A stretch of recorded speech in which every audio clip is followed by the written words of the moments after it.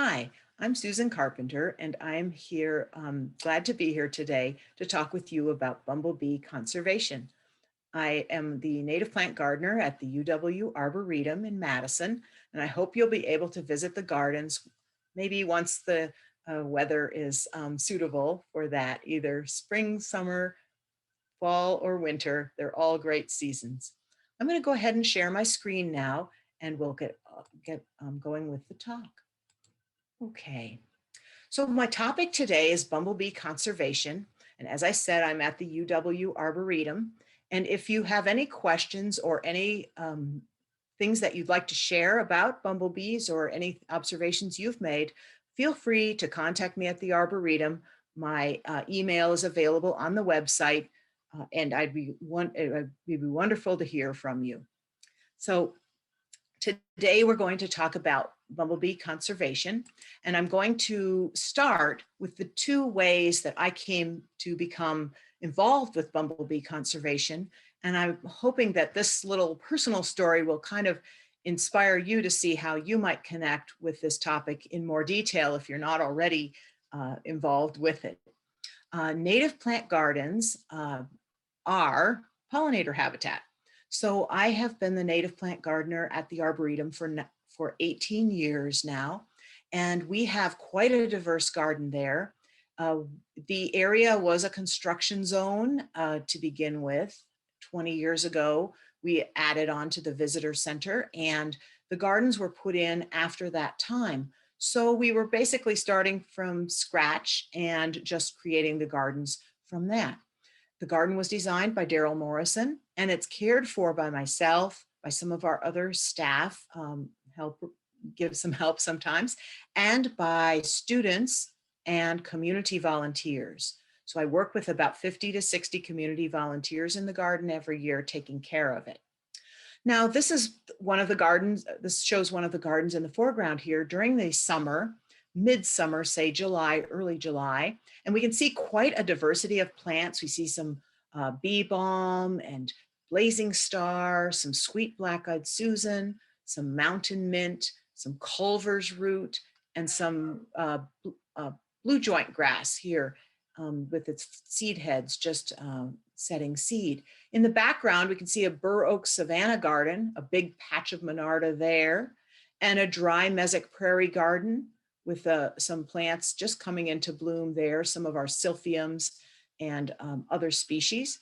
Over here, we have a shortgrass, native shortgrass planting. My point is that when you go from having no native plants to having many native plants and lots of different flowers blooming, you will have pollinator habitat. And this is how we became more and more aware of pollinators the more we worked in these gardens. And then something happened that made me really dive into learning about bumblebees. A visitor came to the Arboretum and discovered a rare bumblebee visiting the mountain mint. So this bumblebee picture right here was sent to me by a visitor who had visited from California. And he told us the story when he sent the picture of a rare bumblebee had been lost over most of its range, population numbers dwindling since about year 2000 or something in through there. And he asked, he said he found one at the Arboretum. Here's the picture. Have we seen any more of them? And we really didn't have an answer to that question. But right at that moment, when I saw the picture, I knew the season, it's August, it's mountain mint. I knew right where the bee had been visiting. And we started questioning ourselves, which bumblebee species are present at the Arboretum? Which ones are present in Madison? Which ones are present in southern Wisconsin? Which plant species are they using and visiting? Are they visiting all the same flowers? Are they visiting different flowers, each species of bumblebee? And then because I really love teaching and I love sharing with other people what we've learned, how can we promote pollinator conservation and education? How can we turn this story of a declining bee and this fact of a declining bee species into something that people can grab onto and help with? So today I want to talk about a few different things. One is the bees of Wisconsin, just an overview, a very broad overview. And then I'll focus in on the bumblebee life cycle and habitat. Knowing that can really help you interpret what you're seeing at different times of year when you see bumblebees around your garden or around a park or on your travels. And knowing about the life cycle helps us know a lot of the ways that we can also help bumblebees in our own gardening practices and in our communities. So I'll talk about some of those gardening practices that support bumblebees, and then shift to how you can monitor very easily rare and common bumblebees that you come across using photography. And then we have a statewide project called Bumble Bee Brigade, which will help you learn more about bumblebees, even in the winter, and share your findings any time of year when you're collecting, when you're taking bumblebee pictures. So, an overview of bees. When we think about pollinators, just take one more step back. When we think about pollinators, we know there are flies and wasps and butterflies and moths and beetles and ants and hummingbirds and all different creatures that do visit flowers and can be active as pollinators. But bees, the group of bees, are the most important group of pollinators. They have adaptations that are specifically suited for carrying pollen from flower to flower. They specifically collect pollen for their own, to feed their own young. So they are purposely gathering pollen from all the flowers, and they move a lot of pollen that way as well. And so it's important to their life cycle, where it isn't important to some of the life cycles of other animals. So let's think about just the bee group for now. Bees, there are in Wisconsin 400 to 500 different kinds of bees. And these can range from all little tiny, tiny bees that you might not even notice to our biggest bumblebee, which is the black and gold bumblebee. And so what I want to show you with this diagram is that 85%, or all of this unshaded area, if each box represents a different species of bee, all of those are called what we call solitary bee species. So they don't live in colonies, they don't help each other in nests and so forth.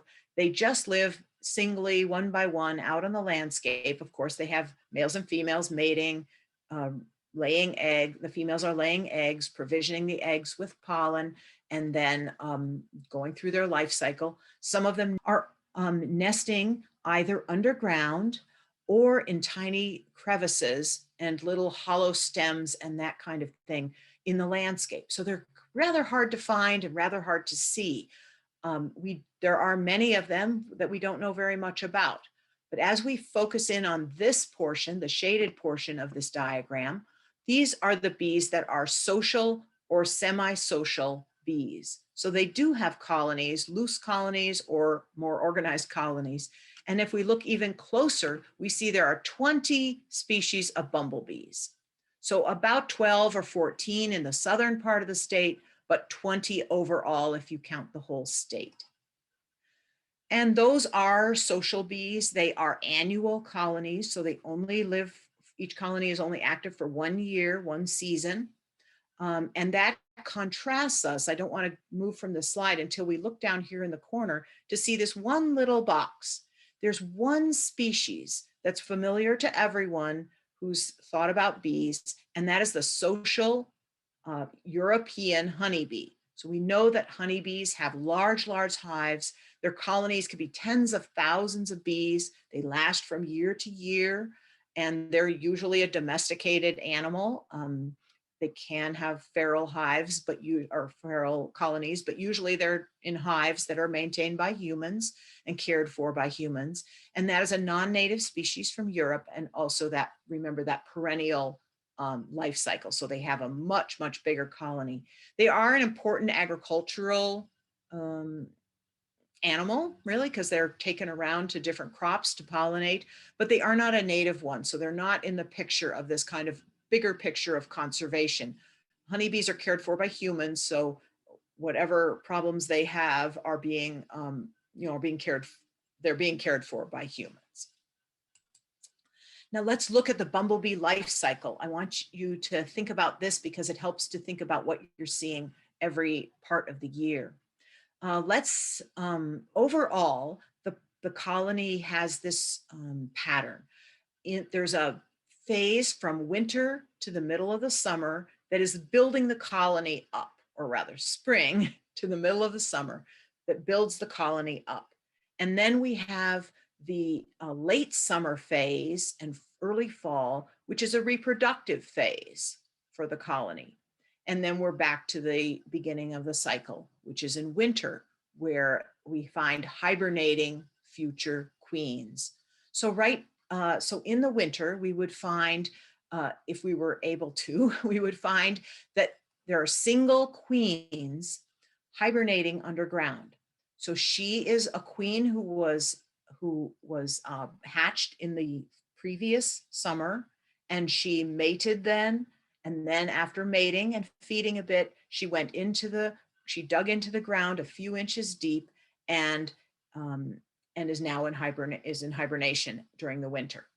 In early spring, so around the middle of April for southern Wisconsin, these bees will begin to emerge. And as soon as she emerges, she needs to find a nesting spot, a little hollow place, a little rodent hole or crevice, or a place about as big as a softball to set up her nest. And she needs flowers. She needs nectar to feed herself, and she needs pollen, which is what she will feed to the eggs as they hatch and the young as they develop. So she's all by herself. She's setting up her colony by herself. And for about the first month, she's in charge of that colony. So she sets up little wax cups with nectar in, maybe a day or two supply for her. She creates wax structure, lays eggs in there, provisions them with pollen balls. So she has to go out, collect the pollen, bring it back, and set up the pollen for the young. They hatch in there, and you can see she sits on the brood cell there and warms it with her body in order to, with her wings vibrating, in order to create heat and keep those developing well. After a few weeks, she's raised the first set of workers, and these are the smaller bees that will now be doing the foraging. So if she's successful in this perilous time of early spring, she will have a colony established, and these young workers then can go out and do the foraging, and she can stay in the nest and continue to lay eggs and continue to build the colony up, maybe to several hundred bees, not thousands, just a relatively small number of bees.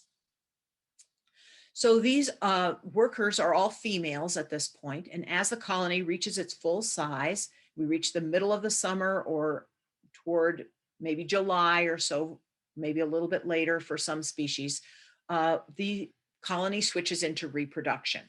What she'll do then is lay eggs that become males, and she lays some eggs that will become future queens. Not very many of them, maybe 20 or so for a healthy colony. And so what we see then at that point, late in the summer, we'll see those future queens emerge, and they're very fresh looking, very new looking, and the males are out flying around looking for them, and they'll be mating and feeding at the same, feeding during that period. So here's a native thistle she's feeding on. And then after mating, she will go by herself to a different place, dig into the soil, create her own chamber, her own hibernation chamber, and begin to hibernate throughout the winter.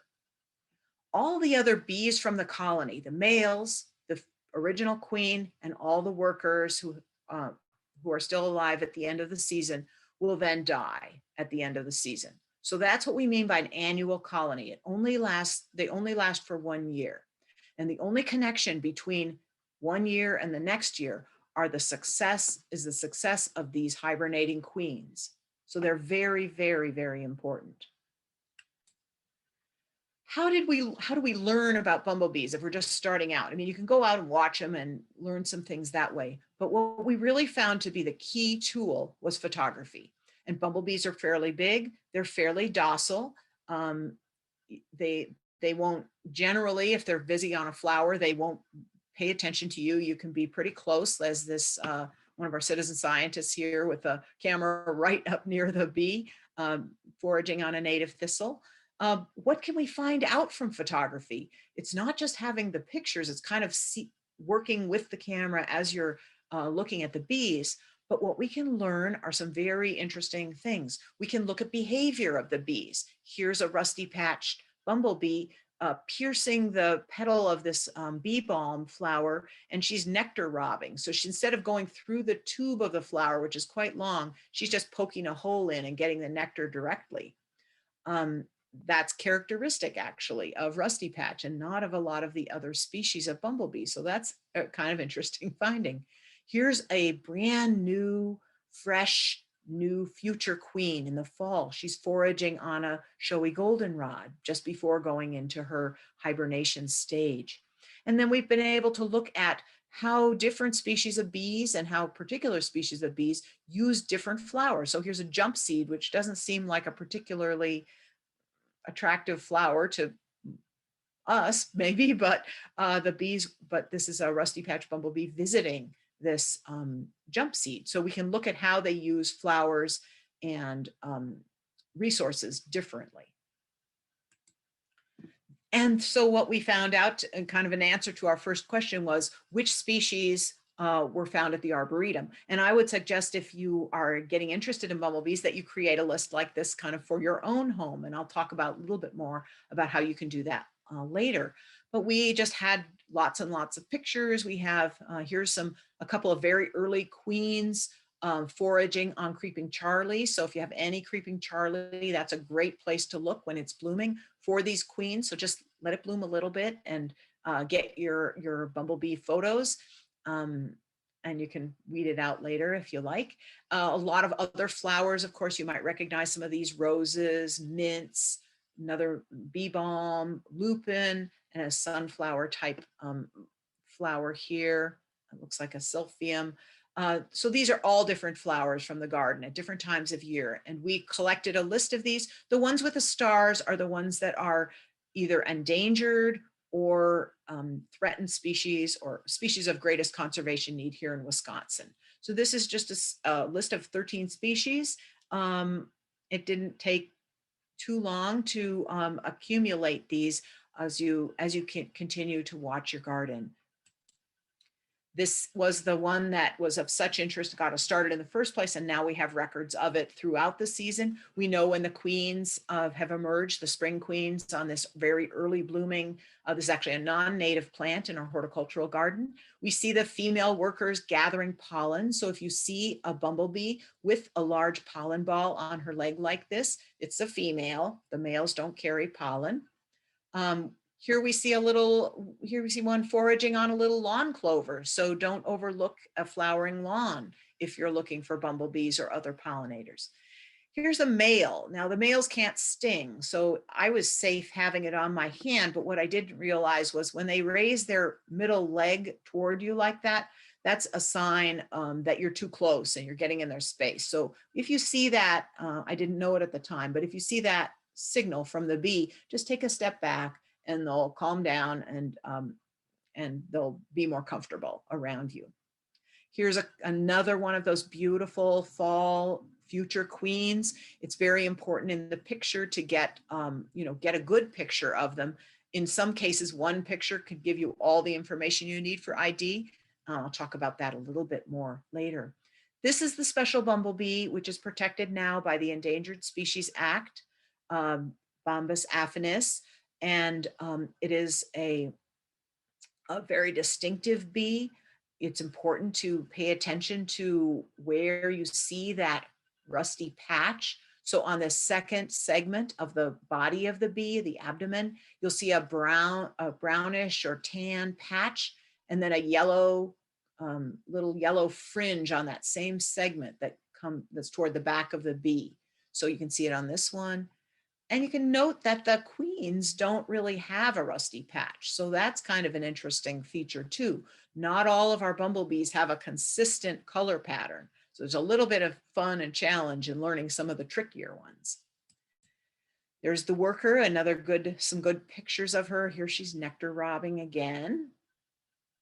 You can see a back view and a side view.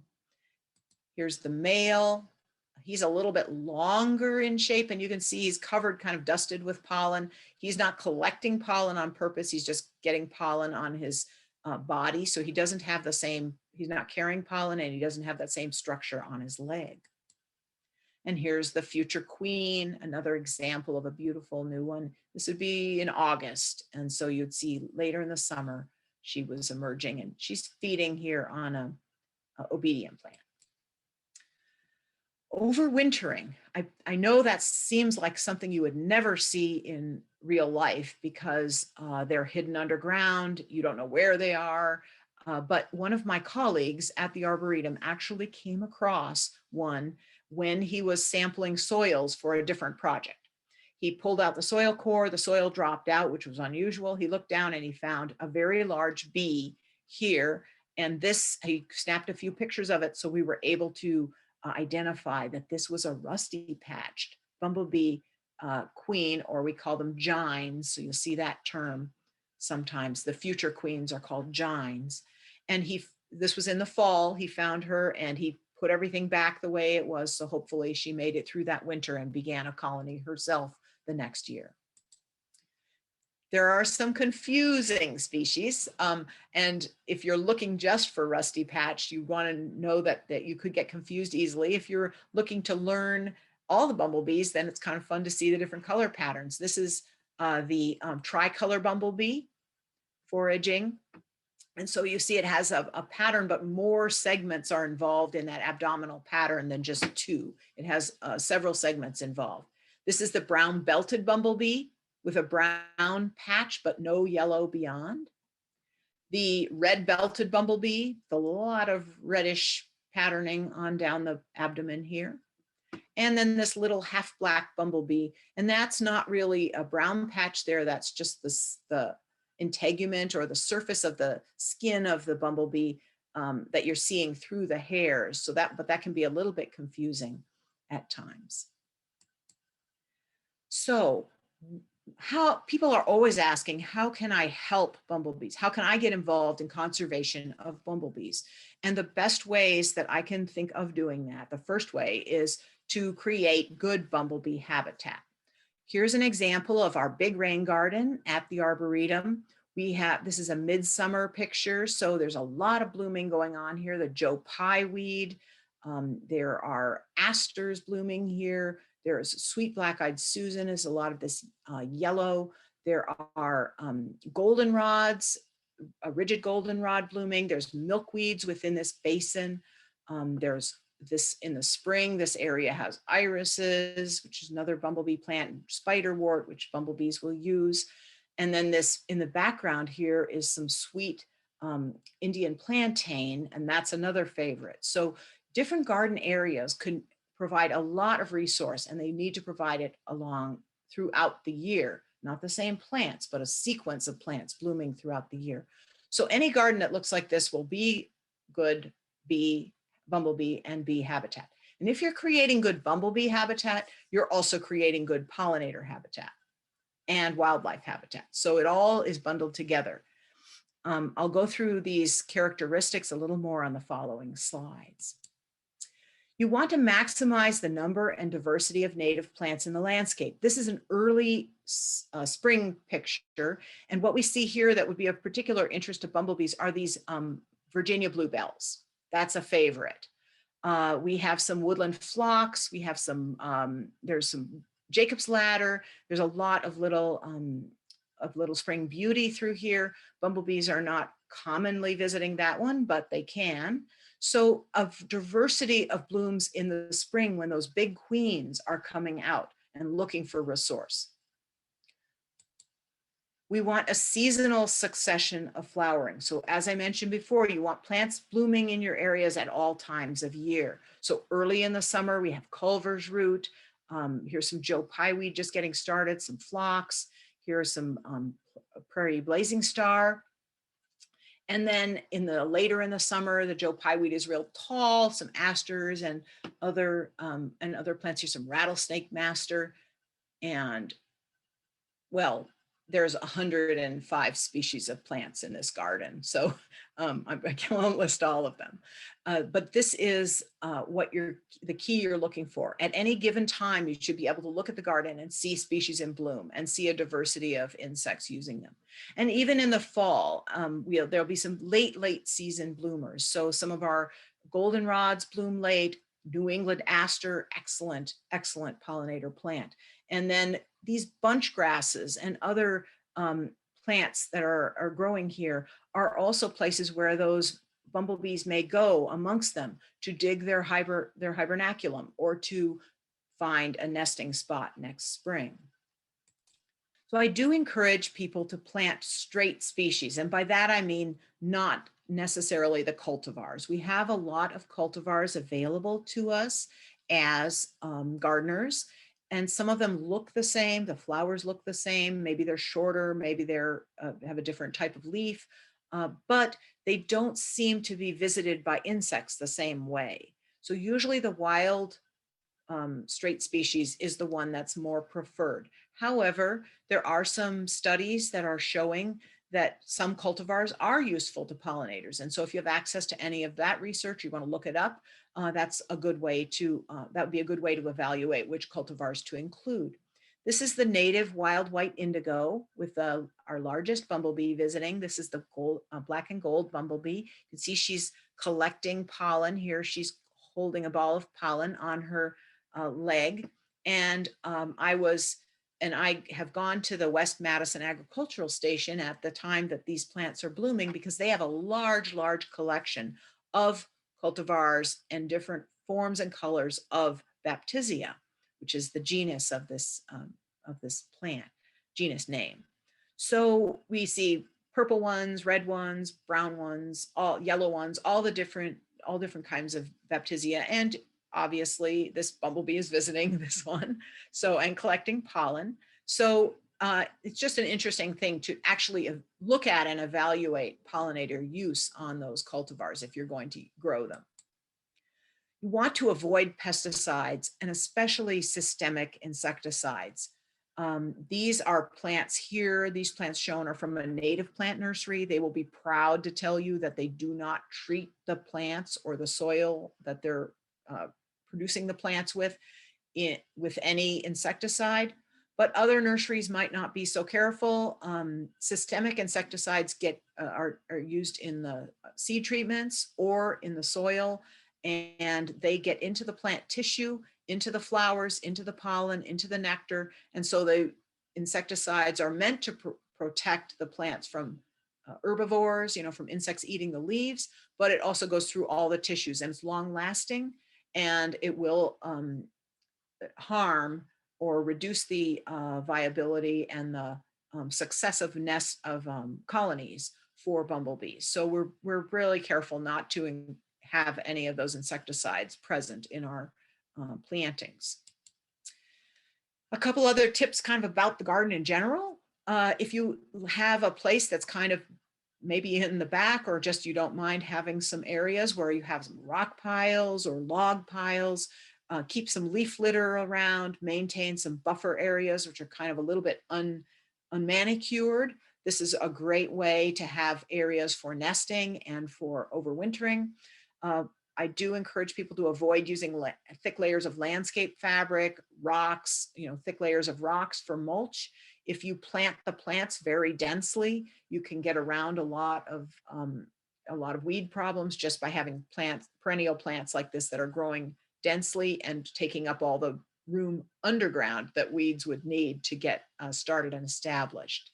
The reason for not having these thick layers of impenetrable mulch is that, the bees need to get in and out of the soil, and they can't get through all of that material. We leave the plant material standing up over winter. And so here's a scene of our garden again in the fall. So this would be in mid-October. We leave them that way unless we have to trim at a pathway or get ready for snow blowers or whatever. But mostly the plants are left there. They have a lot of overwintering insects in them. They may have some of those tiny bees within the stems that are about to hatch in the spring. And then the garden looks like this during the winter. And for me, Having this in the native plant garden is good because it's a public area. You can see there's trails being formed by people and animals through here. And having the beds, having plants in the beds simply shows that there's a garden there and people aren't just walking all over everything. If I trimmed it down, it would just look like an open snow field. We trim it in the spring. Some of our areas at the Arboretum, we actually use prescribed fire to clear it in the early spring or late winter. Now, the other way that you can help bumblebees and help pollinators in general, but especially bumblebees, is to document what you find in your garden, in your park, in your community, on your travels. We, of course, were looking at this Bombus affinis, the rusty patch bumblebee specifically, and taking photographs, as I mentioned before, finding which plants it uses. Here it's foraging on the lavender hyssop or anise hyssop. And then we upload our photos to Bumble Bee Brigade. If we have good photos, we want to share them. And this helps Bumble Bee Brigade, which is a Wisconsin DNR project, citizen science project, pull together all this information from all over the state. And in the case of the rusty patch bumblebee, they pass the information along to the Fish and Wildlife Service, which is responsible for protecting the bee in the in the big picture. So some bumblebee photography tips. You can learn them the hard way, or you can take some tips right now. When I mentioned before, when you're taking pictures of bees, they're working on flowers and they're not paying too much attention to you. I like to get a picture that shows the back of the bee. So this shows the whole back of the bee. It shows me, well, there's a yellow band on the abdomen way down here. It shows me there's a yellow part on the head right up here, yellow thorax. And then that bee moves around and I can get a side view. And I can show a side picture. It shows me how far down does the yellow go on the side of the bee. That might be a characteristic I need to know. And then sometimes I can get a straight on headshot. And this shows me the shape of the face of the bee, shows me maybe where its eyes are relative to other features. It shows me the patterning of yellow or black hairs here at the what we call the vertex, this part of the head. And I might see characteristics of the legs. I might see characteristics of the wings. Just all the characteristics can be taken from these photos. So I got enough photos of this bee to be able to identify it. It is a Bombus citrinus, which is called the lemon cuckoo bee. It is a female. And this is an interesting bee because she is a nest parasite of other bumblebees. So once she'll be out, she can lay eggs. What she does is she visits a colony of another species of bumblebee that's built a colony. She goes in and visits and lays eggs. Sometimes she kills the queen and lays her eggs, or else she can just lay eggs in that colony. And then those eggs get raised by that colony, only they're her eggs. So it's a little bit like a cowbird or other nest parasites that you might have heard of before. So this is an interesting thing. And when you see a bee like this in your garden, it's actually kind of a good sign because they're specific to their host species. So this one's specific to the common eastern bumblebee and the half-black bumblebee. And you know, if you see these bees, that the host bee populations are in good shape. The colonies are healthy and producing these bees. So that's just an interesting little thing to know about the life cycle of 5 of our Wisconsin bumblebees. They're these nest parasites. So this is the website for Bumblebee Brigade. If you Google it, you'll get to the right place.